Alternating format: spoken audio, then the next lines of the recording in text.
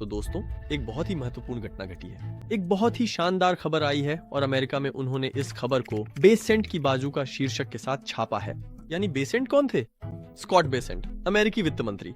इन दिनों अमेरिकी वित्त मंत्री की ओर से हमारे लिए अच्छी खबरें आ रही हैं, क्रिप्टो वालों के लिए अच्छी खबरें आ रही हैं। और ये ताजा खबर तो सीधे तौर पर मुझे लगता है कि क्रिप्टो वालों से जुड़ी खबर है। आज हम न केवल इस अच्छी खबर पर नजर डालेंगे, बल्कि मेरे पास एक बहुत ही प्रसिद्ध बियर बुल चार्ट भी है, जिसे आप अभी स्क्रीन पर देख रहे हैं। ये लगभग 15 वर्षों से काम कर रहा है। आइए देखें कि उस चार्ट के अनुसार हम बुल तेजी वाले हैं या बियर मंदी वाले। हम विवरणों पर नजर डालेंगे। चलिए अपने वीडियो की ओर बढ़ते हैं।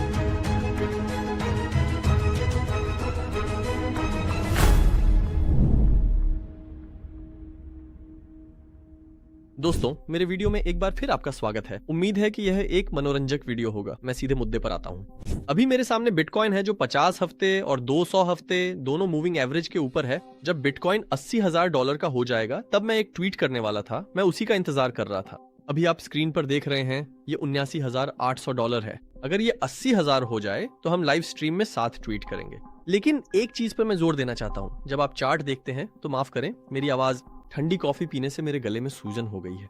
13 और 14 अगस्त की तारीखें देखें। 14 को एक विशाल ग्रीन कैंडल बनी है। यह अभी बड़ी लग सकती है, पर उस समय यह पहली ग्रीन कैंडल थी। क्या हुआ था? अमेरिकी ट्रेजरी विभाग ने साप्ताहिक $10 बिलियन की पुनर्खरीद की थी, बॉन्ड की खरीद की थी और बाजार में $10 बिलियन इंजेक्ट किए थे। इस पैसे ने क्रिप्टो को लंबे समय में सबसे बड़ी बढ़त दिलाई। फिर क्या हुआ? 19 अगस्त की तारीख, यह हमारा दूसरा चरण है। देखिए, ये वह तारीख है जब ये हरी मोमबत्ती शुरू हुई थी। हमने लगातार 3 विशाल हरी मोमबत्तियां और 3 विशाल वॉल्यूम देखे। 19 अगस्त को फिर से अमेरिकी ट्रेजरी विभाग यानी बेसेंट ने एक बयान दिया। उन्होंने कहा कि हम अपने साप्ताहिक बॉन्ड पुनर्खरीद कार्यक्रम को $2 बिलियन से बढ़ाकर $4 बिलियन कर देंगे। अब मैं इस वीडियो में इसके पीछे की सच्चाई, उनका क्या मतलब था और उन्होंने ऐसा क्यों किया, ये सब विस्तार से बताऊंगा। लेकिन पहले मैं आपको खबरें सिलसिलेवार तरीके से बताता हूँ। इस खबर के साथ ही बाजार में उछाल आ गया। इसके तुरंत बाद उन्होंने यह घोषणा की। उन्होंने कहा कि हम 4 बिलियन तक सीमित नहीं रहेंगे और भी खरीद सकते हैं। यह सुनते ही बाजार झूम उठा। पिछले कुछ दिनों से बाजार में जश्न है। हम रोज सुबह उठते हैं और सब कुछ हरा भरा देखते हैं। हर कोई खुश है। हाँ, ऑल्ट कॉइन्स अभी भी उस स्तर पर नहीं पहुंचे हैं जहां हम उन्हें देखना चाहते हैं। लेकिन कुछ ऑल्ट कॉइन्स ऐसे हैं जो 10, 20, 50, 80% तक बढ़ गए हैं। क्या हमें खुश नहीं होना चाहिए? मैं खुश हूँ। मुझे पता है कि कुल मिलाकर हम सभी नुकसान में हैं। मैं ये नहीं कह रहा कि हमारा पैसा उड़ रहा है, लेकिन अच्छी चीजें हो रही हैं। इसका जश्न मनाना चाहिए और शुक्रगुजार होना चाहिए। इसलिए हाँ, हम खुश हैं। शुक्र है कि बाजार ऊपर उठने की कोशिश कर रहा है। आज की खबर क्या है? क्या आप जानते हैं कि यह बाजूका क्या है? अमेरिकी ट्रेजरी विभाग ने आज इस पर बयान जारी किया है। उन्होंने कहा कि हम इन दीर्घकालिक बॉन्ड बायबैक के लिए, मैं थोड़ी देर में विस्तार से बताऊंगा, हम $950 बिलियन के ट्रेजरी जनरल अकाउंट का उपयोग कर सकते हैं। यानी हम यहां से अधिकार प्राप्त करेंगे। असल में उनका मतलब यह था कि हम $950 बिलियन तक बॉन्ड बायबैक कर सकते हैं। और क्या मैं आपको एक बात बताऊं?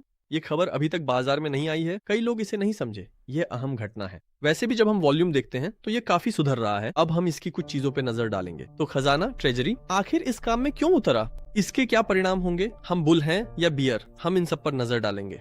अब दोस्तों, इसके लिए हमें क्या देखना चाहिए? क्या आप जानते हैं? 30 साल के बॉन्ड। अब अमेरिका लंबे समय से 30 साल के बॉन्ड की ब्याज दरों को कम करने की कोशिश कर रहा है। ये कहां तक ऊपर गया था? ये 5.34 तक ऊपर गया था। ये 2007 के बाद का उच्चतम स्तर है, यानी पिछले 20 वर्षों में सबसे अधिक। ये खतरनाक है। ये 30 साल के बॉन्ड है।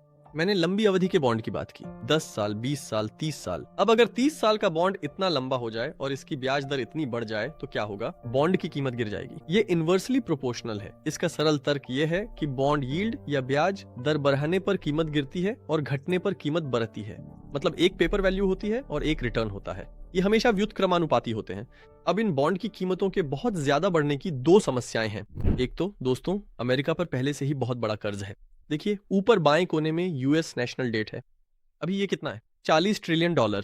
यह वीडियो शूट करते समय भी शायद इसमें लगभग $10 मिलियन की वृद्धि हुई होगी। मतलब इस वीडियो को शूट करने के दौरान शायद हम $10 मिलियन की बढ़ोतरी देखेंगे, शायद इससे भी ज्यादा। स्क्रीन पर देखिए, ये तेजी से बढ़ रहा है। दोस्तों, एक छोटी सी घोषणा है। बॉन्ड बायबैक कार्यक्रमों की वजह से क्रिप्टो बाजार में तरलता का प्रवाह बढ़ रहा है।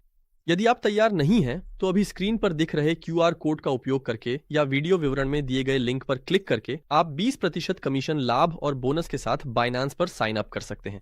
अभी साइन अप करें, पहचान सत्यापन पूरा करें और बुल सीजन के लिए तैयार रहें। अब जब तक ब्याज दरें ऊंची हैं, तब तक इस कर्ज का ब्याज भुगतान भी बहुत बड़ी रकम तक पहुंच रहा है। यानी वार्षिक 5% आपके लिए शायद कोई मायने न रखता हो, लेकिन इतने विशाल कर्जदारों के लिए यह बहुत मायने रखता है। अब इससे छुटकारा पाना जरूरी है, इसीलिए ब्याज दरों को कम करने के लिए हस्तक्षेप की आवश्यकता है। खैर, इससे भी महत्वपूर्ण एक विषय है। अब जब 30 वर्षीय बॉन्ड की ब्याज दर 5.34% तक बढ़ जाती है, तो एक पुराने बॉन्ड, मान लीजिए 30 वर्षीय बॉन्ड के बारे में सोचें, उनकी ब्याज दर भी 2% है, तभी उन बॉन्ड की कीमत गिर जाती है, क्योंकि उनकी कहानी वही है जिसका मैंने अभी जिक्र किया। अगर ब्याज रिटर्न गिरता है तो मूल्य गिर जाता है। ये इस तरह का जोखिम पैदा करता है। अब इन बॉन्ड को कौन अपने पास रखे हुए है? कुछ इन्हें अनिवार्य रूप से अपने पास रखे हुए हैं। पेंशन फंड है, बैंक है, बीमा कंपनियां हैं। दुनिया में सबसे भरोसेमंद संपत्तियों में शायद पहले स्थान पर आने वाली चीज अमेरिकी बॉन्ड है। आप अमेरिकी बॉन्ड इसलिए खरीदते हैं क्योंकि आपको यकीन होता है कि इसका मूल्य नहीं गिरेगा, लेकिन अचानक इसका मूल्य 3%, 4% गिर जाता है। शुरुआत में ये आपको कुछ भी नहीं लग सकता है, लेकिन मान लीजिए कि आप एक बैंक हैं, तो जब ग्राहक आपसे अपना जमा किया हुआ पैसा वापस मांगते हैं, तो आपको इन बॉन्ड को नुकसान में बेचना पड़ता है। जैसे जैसे आप नुकसान में बेचते हैं, बॉन्ड का मूल्य गिरता जाता है। अगली बिक्री के साथ सब कुछ और भी खराब होता जाता है। या फिर पेंशन फंड, जिन्हें हमेशा खुद को सुरक्षित रखना होता है, उनके पास मौजूद अमेरिकी बॉन्ड का मूल्य गिर रहा है, और बीमा फंडों में भी यही हो रहा है, मूल्य गिर रहा है। ऐसे में क्या होता है? सिस्टम एक गतिरोध में फंस जाता है। इसे डेथ स्पाइरल, मौत का चक्र कहते हैं। जैसे जैसे कीमत गिरती है, आपको बेचना पड़ता है। बेचते ही कीमत गिरती जाती है। पतन तय है, पर यह सिर्फ एक बैंक तक सीमित नहीं रहेगा। वह डूबता है और उससे जुड़े कर्ज वाले अन्य बैंक भी डूब जाते हैं।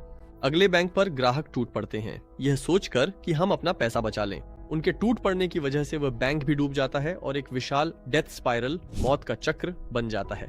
क्या आपको याद है 2023 में सिलिकॉन वैली बैंक इसी तरह डूबा था, और सिलिकॉन वैली बैंक के डूबने से क्रिप्टो भी बहुत प्रभावित हुआ था। संक्षेप में, बेसेंट वास्तव में वित्तीय प्रणाली की रीढ़ की हड्डी को बचाने के लिए बॉन्ड यील्ड को कम करने की कोशिश कर रहे हैं, और इसीलिए वह बाजार में पैसा डाल रहे हैं। लेकिन क्या आप जानते हैं कि हम क्या देख रहे हैं? 30 साल के बॉन्ड, हाँ, 5.34 से घटकर 5.22 पर आ गए हैं, लेकिन वे अभी भी बहुत ऊपर हैं। इसे 3% तक नीचे आने की जरूरत है। इसीलिए हाँ, ऐसा लगता है कि वे बाजार में और अधिक पैसा डालेंगे। वे लंबी अवधि के बॉन्ड खरीदना जारी रखेंगे। तो क्या होता है? खरीदने पर यह गिरता क्यों है? बहुत सरल है। ये लगातार बॉन्ड खरीद रहे हैं। जब बॉन्ड खरीदे जाते हैं तो बॉन्ड की मांग बढ़ जाती है। मांग बढ़ने पर बॉन्ड का मूल्य बढ़ जाता है और ब्याज दरें गिर जाती हैं। हम बिल्कुल उल्टे तरीके से देख रहे हैं। जब रिवर्स इंजीनियरिंग की जाती है तो अमेरिकी ट्रेजरी बॉन्ड की ब्याज दरों को कम कर देगी। अभी उनके पास कितना है? $950 बिलियन है। मेरा अनुमान है कि साल के अंत तक वे 250 से 300 बिलियन डॉलर के बॉन्ड वापस खरीद लेंगे, और यह क्रिप्टो के लिए बहुत सकारात्मक विकास है। तो क्या हम बुल मार्केट में हैं या बियर मार्केट में? तो दोस्तों, हाँ, 79,931। दोस्तों, अभी हम यहाँ से धीरे धीरे अपना ट्वीट तैयार कर लेते हैं। हाँ, 79,960। इस वीडियो में हम साथ मिलकर $80,000 देखेंगे। देखिए, मैंने ट्वीट भी तैयार कर लिया है दोस्तों। बिटकॉइन $80,000 पर पहुंच गया। मैंने कहा था कि मैं ये ट्वीट वीडियो पब्लिश होने से पहले डालूंगा। हाँ, हम देख रहे हैं। ठीक है, अब हम उस दौरान बात करना जारी रखते हैं। 80,000 होते ही ट्वीट कर देंगे। दोस्तों, मेरे चैनल के फॉलोअर्स जानते हैं, मोंटे क्रिप्टोकॉन्ट यूट्यूब चैनल पर जाएं। दोस्तों, मैं तुर्की का पहला क्रिप्टो यूट्यूब चैनल हूँ। हम दुनिया के उन गिने चुने चैनलों में से हैं जिन्होंने 2017 में ही बिटकॉइन पर प्रसारण शुरू कर दिया था, जब ज्यादातर लोग इसके बारे में जानते भी नहीं थे। और मेरे पास एक बियर बुल चार्ट है जिसे मैं बहुत पसंद से फॉलो करता हूँ। मैंने अभी अभी अपने चैनल का इतिहास क्यों बताया? मैं हर 1-2 साल में ये चार्ट खोलकर देखता हूँ कि ये काम कर रहा है या नहीं। ये एक ऐसा चार्ट है जो 10-15 सालों से काम कर रहा है। ये शायद वही चार्ट है जिसे हम अपने चैनल पर 10 सालों से साझा कर रहे हैं। इसका तर्क कुछ इस तरह है, जैसे कि बहुत पुराने बुल सीजन ये 730 दिनों तक चला था। बियर सीजन 426 दिनों तक चला था। अगला बुल सीजन 1065 दिनों तक चलता है। बियर सीजन 365 दिनों तक चलता है। अगला बुल सीजन यहाँ 1066 दिनों तक चलता है, और यहाँ का बियर सीजन 365 दिनों तक चलता है। अगला बुल सीजन, जब मैंने इसे तैयार किया था तब बिटकॉइन का चार्ट कहीं यहाँ था। तो मैं वीडियो की शुरुआत में इसे साझा कर रहा हूँ और मैंने कहा कि अगर यह दोहराता है तो ये 1065 दिनों तक चलेगा। और देखिए, वास्तव में शीर्ष स्तर 1065 दिनों तक चला। यानी 3 बुल मार्केट से 1065 दिन है जो खुद को दोहरा रहे हैं। 3 बियर मार्केट से 365 दिन भी खुद को दोहरा रहे हैं, और उसके अनुसार अभी 1 या 2 महीने में बियर मार्केट खत्म हो जाएगा। अब जब हम इस चार्ट को देखते हैं तो हम 1 या 2 महीने की और गिरावट देख सकते हैं। यानी ऐसा लग रहा है कि फिर से 55,000 के स्तर को देखने की संभावना है। लेकिन दोस्तों, ये 365 दिन इस तरह से गिर भी सकते हैं, इसकी कोई गारंटी नहीं है। लेकिन अगर ये चार्ट इसी तरह चलता रहा तो हम इसे वीडियो में साथ मिलकर देखेंगे। ऐसा लग रहा है कि हम बिटकॉइन में फिर से एक गिरावट देखेंगे। लेकिन अमेरिकी ट्रेजरी सचिव की ओर से आ रहे घटनाक्रम ऐसा लग रहा है कि पिछले बियर सीजन की तारीख को बदल देंगे। मेरी राय यह है कि हम शायद उन स्तरों को दोबारा न देखें, हम साथ मिलकर देखेंगे। और दोस्तों, 79,930। चलो दोस्तों, इसे $50 और बढ़ाओ, ये ट्वीट पोस्ट करते हैं और फिर अपने वीडियो को जारी रखते हैं। यहाँ भी दोस्तों मैं ऑल्ट कॉइन इंडेक्स देख रहा हूँ, एक ऐसा इंडेक्स जिसे हमने लंबे समय से नहीं देखा है। दोस्तों 17 अगस्त के बाद ऑल्ट कॉइन का मार्केट कैप लगभग 15 से 20% तक बढ़ गया है, लेकिन ऑल्ट कॉइन इंडेक्स अभी भी कम है।